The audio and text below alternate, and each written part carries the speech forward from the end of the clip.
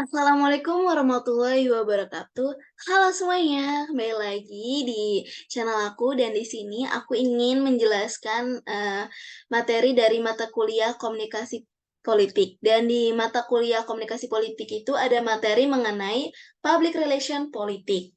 Buat teman-teman yang ingin tahu public relation politik itu seperti apa, simak video ini sampai akhir ya. Nah, jadi di public relation politik ini ada materi mengenai manajemen media di dalam PR politik. Jadi, manajemen media dalam konteks PR politik ini merujuk pada strategi perencanaan pelaksanaan dan pengawasan komunikasi antara pemimpin politik atau partai politik dengan media. Dalam era demokrasi modern, media memiliki peran krusial atau peran penting dalam membentuk opini publik dan mempengaruhi hasil pemilihan. Oleh karena itu, manajemen media di dalam PR politik sangat penting untuk menciptakan citra positif, memperkuat pesan politik, dan mengatasi potensi konflik atau kontroversi. Ini melibatkan pengelolaan hubungan yang efektif antara pihak politik dengan media, termasuk pemilihan narasi yang sesuai, penanganan krisis dengan cepat, dan memastikan informasi yang disampaikan sesuai dengan kepentingan politik yang diwakili. Selanjutnya ada tujuan manajemen media di dalam PR politik. Apa sih tujuannya itu? Jadi tujuannya itu ada 6. Yang pertama, membentuk citra positif. Salah satu tujuan utamanya adalah menciptakan citra positif bagi pemimpin politik atau partai politik. Melalui penempatan berita yang strategis, wawancara, dan konten positif, manajemen media membantu membentuk persepsi yang menguntungkan di kalangan pemilih dan masyarakat. Yang kedua, mengelola krisis. Manajemen media berperan penting dalam menanggapi dan mengelola krisis. Tujuan utamanya adalah menjaga reputasi dan meminimalkan dampak negatif dari situasi yang dapat merugikan citra politik. Pihak PR berusaha memberikan informasi yang akurat dan transparan guna mengatasi kontroversi atau skandal. Yang ketiga, ada meningkatkan dukungan publik. Dengan menggunakan media sebagai alat komunikasi, tujuan PR politik adalah meningkatkan dukungan publik. Ini mencakup menyampaikan pesan-pesan yang relevan, membangun koneksi emosional dengan pemilih, dan merespon kebutuhan serta aspirasi masyarakat. Yang keempat, ada mempengaruhi agenda media. PR politik berusaha mempengaruhi agenda media dengan menyoroti isu-isu yang sesuai dengan agenda politik yang diinginkan. Melalui hubungan yang baik dengan wartawan dan redaksi media, tujuan ini membantu menentukan fokus dan naratif berita yang lebih mendukung. Yang kelima, meningkatkan elektabilitas. Manajemen media bertujuan untuk meningkatkan elektabilitas kandidat atau partai politik. Ini melibatkan pembangunan narasi yang meyakinkan, presentasi kepemimpinan yang kuat, dan menyoroti penyampaian atau program-program yang dapat meningkatkan daya tarik politik. Yang keenam, membangun hubungan yang baik dengan media. Penting bagi PR politik untuk membangun hubungan yang baik dengan media. Tujuannya adalah menciptakan saluran komunikasi yang efektif, memberikan akses yang lebih baik untuk liputan berita, dan memastikan informasi yang disajikan itu secara akurat. Lalu ada mengenai fungsi manajemen media dalam PR politik. Jadi fungsi manajemennya itu ada 5. Yang pertama, pembentukan citra politik. Manajemen media membantu dalam bentuk citra positif politisi atau partai politik di mata masyarakat. Melalui penyampaian pesan yang strategis, mereka dapat menciptakan persepsi yang diinginkan. Contohnya, seorang kandidat presiden berfokus pada kampanye anti korupsi dan transparansi pemerintahan. Tim PR bekerja untuk memastikan bahwa liputan media memperlihatkan kandidat tersebut sebagai pemimpin yang jujur, berintegritas, dan berkomitmen pada perubahan positif. Yang kedua, penggunaan media sosial. PR politik saat ini juga mencakup manajemen media sosial. Tim PR bekerja untuk membangun dan memelihara kehadiran yang kuat di platform seperti Twitter, Facebook, Instagram, TikTok yang dimana untuk berinteraksi langsung dengan pemilih dan mempengaruhi opini publik. Contohnya, seorang kandidat aktif di media sosial dengan rutin memposting pembaruan kampanyenya, berbagi pandangan kebijakan, dan berinteraksi langsung dengan pemilih melalui komentar dan pesan langsung. Yang ketiga ada media training. Media training di sini yaitu politisi dan tim PR mereka seringkali menjalani pelatihan media untuk meningkatkan kemampuan berbicara di depan umum, mengelola wawancara, dan berkomunikasi dengan media. Hal ini membantu menghindari kesalahan komunikasi yang dapat merugikan citra. Contohnya, seorang anggota parlemen mengikuti pelatihan media untuk meningkatkan kemampuan berbicara di depan umum dan merespon pertanyaan wartawan dengan jelas. Hal ini membantu menghindari kesalahpahaman dan memastikan pesan yang diinginkan tersampaikan dengan baik. Yang keempat, ada pengawasan berita. Manajemen media melibatkan pemantauan berita untuk memahami liputan media terhadap politisi atau partai politik. Ini memungkinkan mereka untuk menanggapi dengan cepat terhadap berita yang berkaitan dan memahami opini publik. Contohnya, sebuah partai politik memiliki tim yang memantau liputan media setiap hari untuk memahami sejauh mana pesan politik mereka sampai kepada pemilih dan untuk mengidentifikasi isu-isu yang mungkin perlu ditanggapi. Dan yang terakhir fungsinya itu ada krisis communication. Membangun rencana respon krisis yang efektif adalah bagian dari manajemen media. Tim PR harus siap untuk merespon dengan cepat dalam situasi yang memerlukan penanganan krisis untuk memitigasi kerusakan reputasi. Contohnya, seorang politisi menghadapi skandal pribadi yang mengancam reputasinya. Tim PR merancang rencana respon yang melibatkan permintaan maaf terbuka, penjelasan yang jelas, dan langkah-langkah nyata untuk memperbaiki kesalahan dan mendemonstrasikan perbaikan. Selanjutnya ada materi mengenai image management dalam PR politik.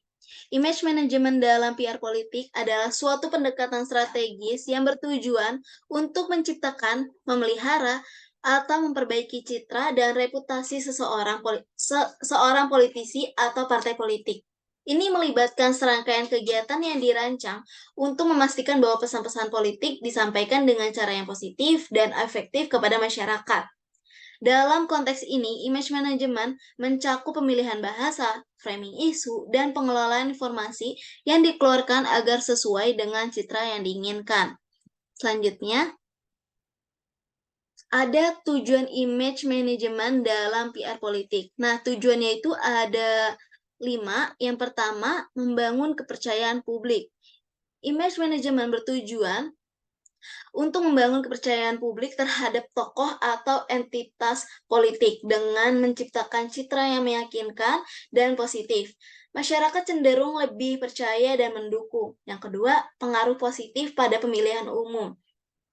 Bagi politisi, image management menjadi krusial atau penting terutama dalam periode pemilihan umum. Tujuan utamanya adalah memenangkan dukungan pemilih dengan mengkomunikasikan pesan yang dapat membuatnya dianggap sebagai pemimpin yang kompeten dan diinginkan. Yang ketiga, membentuk identitas politik yang kuat. Citra yang dibangun melalui image management harus mencerminkan identitas politik yang diinginkan. Hal ini membantu menegaskan posisi politik, menilai nilai, dan visi misi yang ingin disampaikan kepada publik. Yang keempat, membentuk hubungan yang baik dengan media. Hubungan yang baik dengan media sangat penting dalam PR politik. Tujuan image management adalah menciptakan kolaborasi yang positif dengan media, memastikan bahwa liputan media mendukung citra yang diinginkan. Dan yang terakhir itu, tujuannya itu untuk mengatasi isu-isu sensitif. Dalam politik, seringkali muncul isu-isu sensitif atau kontroversial. Image management bertujuan untuk mengelola isu-isu tersebut dengan bijaksana mengkomunikasikan pesan yang sesuai dan meminimalkan dampak negatifnya. Selanjutnya, ada fungsi image management dalam PR politik. Nah, fungsinya itu ada 4. Yang pertama, membangun citra positif. Fungsi paling mendasar dalam image management adalah menciptakan citra yang positif dan menguntungkan bagi tokoh politik atau entitas politik. Ini melibatkan penekanan dan pencapaian positif, nilai-nilai yang dipegang, dan kontribusi yang diberikan kepada masyarakat. Yang kedua, mengkomunikasikan pesan politik. Image management membantu mengidentifikasikan pesan politik utama yang ingin disampaikan kepada publik. Ini melibatkan pemilihan kata, narasi, dan strategi komunikasi yang mendukung visi dan tujuan politik. Yang ketiga, membangun kepercayaan dan reputasi. Image management berfokus pada membangun kepercayaan publik dan reputasi yang baik dengan memastikan konsistensi antara pesan yang disampaikan dan tindakan yang dilakukan. Image management dapat memperkuat kepercayaan masyarakat. Dan yang terakhir itu ada fungsi meningkatkan keterlibatan publik. Melalui kegiatan publik, media sosial, dan interaksi langsung dengan pemilih, image management bertujuan untuk meningkatkan keterlibatan publik, pemilihan aktivitas yang sesuai dan efektif dapat memperkuat ikatan antara tokoh politik dan masyarakat. Selanjutnya ada materi mengenai komunikasi internal dalam PR politik. Komunikasi internal dalam PR politik ini merujuk pada proses pertukaran informasi gagasan dan pesan di antara anggota partai politik, tim kampanye, dan pihak internal lainnya dalam rangka mencapai tujuan politik yang telah ditetapkan melalui berbagai saluran seperti pertemuan, media internal, platform online, dan kegiatan lainnya. Komunikasi internal tidak hanya menyampaikan informasi tentang strategi politik dan pesan kandidat, tetapi juga membangun budaya organisasi yang kuat dan memastikan bahwa anggota terlibat secara aktif dalam proses politik. Dengan fokus pada kolaborasi, pemecahan konflik, dan peningkatan keterampilan anggota, komunikasi internal dalam PR politik menjadi fondasi yang vital untuk keberhasilan dan keberlanjutan upaya politik. Sebagai bagian dari disiplin PR politik, komunikasi internal memiliki peran yang strategi dalam membangun dan memelihara citra positif organisasi politik di mata anggota partai, relawan, dan masyarakat. Selanjutnya ada tujuan komunikasi internal dalam politik, yang dimana pertama itu memastikan pertukaran informasi yang efektif, koordinasi yang baik, serta pembangunan dan pemeliharaan dukungan internal di dalam organisasi politik. Pada intinya, tujuan komunikasi internal adalah menciptakan lingkungan di mana anggota partai, staf kampanye, dan pihak internal lainnya memiliki pemahaman yang mendalam tentang tujuan strategi kampanye, serta pesan-pesan kunci yang akan disampaikan kepada pemilih. Yang kedua, tujuannya untuk menciptakan koordinasi efektif antara berbagai elemen organisasi politik. Melalui rapat strategis, buletin internal, dan platform kolaborasi online, komunikasi internal berupaya memastikan bahwa setiap anggota tim memahami perannya, terinformasi tentang perkembangan terkini, dan terkoordinasi dalam menjalankan tugasnya. Koordinasi yang baik menjadi krusial dalam menjalankan kampanye politik yang kompleks, memastikan bahwa semua bagian dari mesin politik berjalan seiring dan saling mendukung. Dan yang terakhir itu ada tujuannya untuk menciptakan suasana yang terbuka terhadap umpan balik dengan membuka saluran untuk pertukaran ide, kritik, dan masukan. Komunikasi internal membantu memperbaiki strategi, menyesuaikan pesan, dan merespon dinamika politik yang cepat berubah.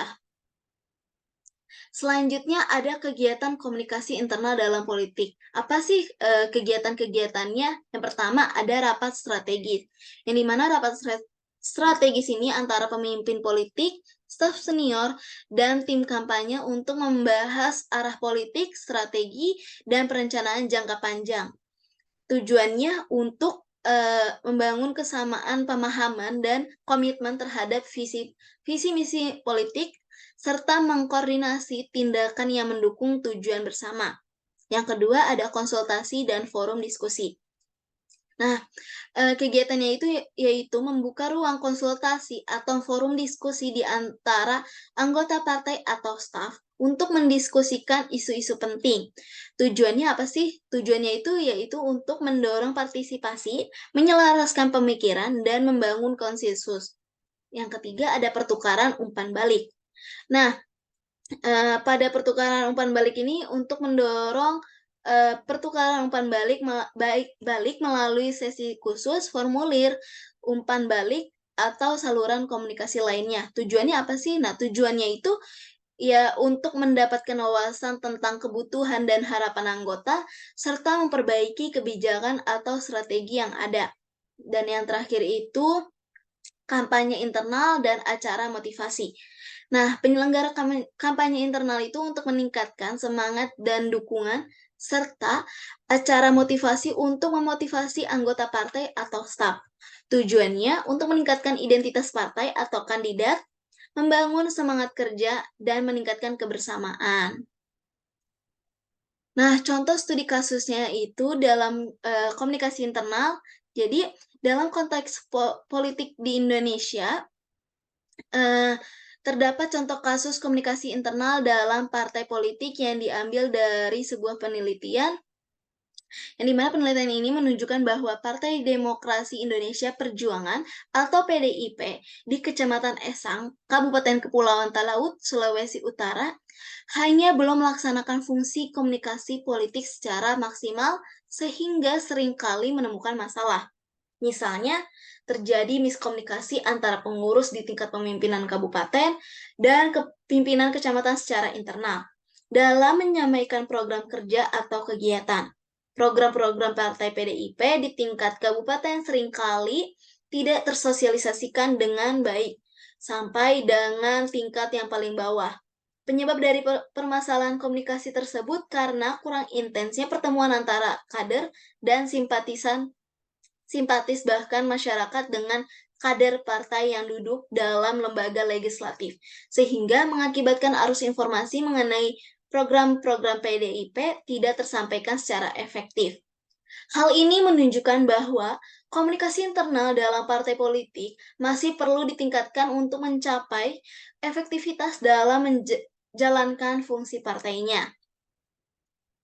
Selanjutnya ada manajemen informasi. Manajemen informasi dalam PR politik adalah suatu pendekatan strategi untuk mengelola, menyusun, dan menyampaikan informasi secara efektif guna membangun dan mempengaruhi persepsi masyarakat terhadap seorang politisi, partai politik, atau suatu kebijakan. Dalam konteks ini, manajemen informasi tidak hanya terbatas pada pengelolaan data, tetapi juga mencakup penggunaan informasi sebagai alat untuk merancang pesan yang dapat mempengaruhi opini publik. Salah satu aspek kuncinya dari manajemen informasi dalam PR politik adalah kemampuan untuk menyaring informasi yang relevan dan memberikan penekanan pada pesan-pesan yang dapat meningkatkan dukungan publik.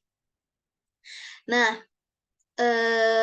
tujuan dari manajemen informasi dalam PR politik itu apa sih? Jadi tujuan yang pertama itu pengumpulan informasi. Nah, mengumpulkan data dan informasi yang relevan terkait isu-isu politik, kebijakan, opini publik, dan perkembangan politik terkini.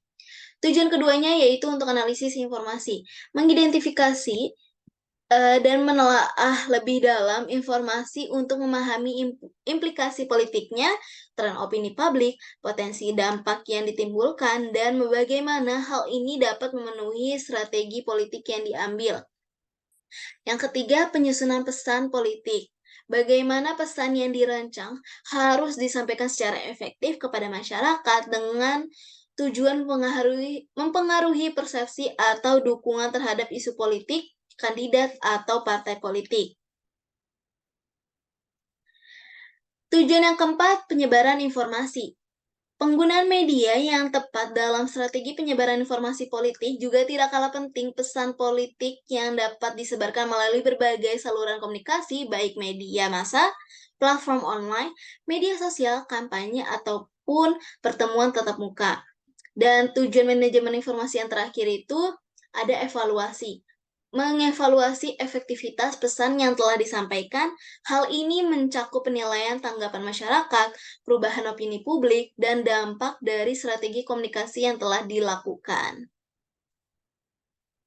Nah, contoh studi kasus dari apa sih ini tadi? Contoh studi kasus dari manajemen informasi dalam PR politik itu ada contoh nyata adalah PR politik Anies dalam mengelola informasi dan penggunaan media yang tepat untuk meningkatkan citra dari Anies Baswedan mengenai Hal ini, maka Anies memilih menggunakan media sosial Instagram-nya dalam meningkatkan citra sebagai kandidat presiden potensial 2024. Dalam akun Instagram tersebut, Anies memposting postingan terkait kegiatannya selama menjabat menjadi Gubernur DKI dan juga membagi kisah-kisah hidupnya keseharian Anies Baswedan bersama keluarga. Salah satu unggahan media sosial yang ramai yaitu konten berisikan penetapan disegelnya pulau reklamasi di kawasan Teluk Jakarta. Pada Instagramnya, Anies membagikan kegiatan penutupan pulau reklamasi tersebut. Terwujudnya penutupan pulau reklamasi sebagai salah satu janji kampanye Anies pada saat pemilu DKI Jakarta. Hal tersebut menimbulkan respons positif dari masyarakat. Jadi kesimpulannya, kemampuan PR politik, manajemen informasi dalam mengelola narasi di media sosial sebagai upaya membentuk persepsi dan kognitif publik, berhasil dalam pembentukan citra seseorang tokoh politik. Nah, kesimpulannya apa sih? Kesimpulan dari materi ini yaitu manajemen media massa dalam konteks public relation atau PR politik menunjukkan pentingnya strategi perencanaan, pelaksanaan, dan pengawasan komunikasi antara pemimpin politik atau partai politik dengan media massa. Dalam era demokrasi modern, media massa memiliki peran krusial dalam membentuk opini publik dan mempengaruhi hasil pemilihan. Oleh karena itu, manajemen media di dalam PR politik sangat penting untuk menciptakan citra positif, memperkuat pesan politik, dan mengatasi potensi konflik atau kontroversi.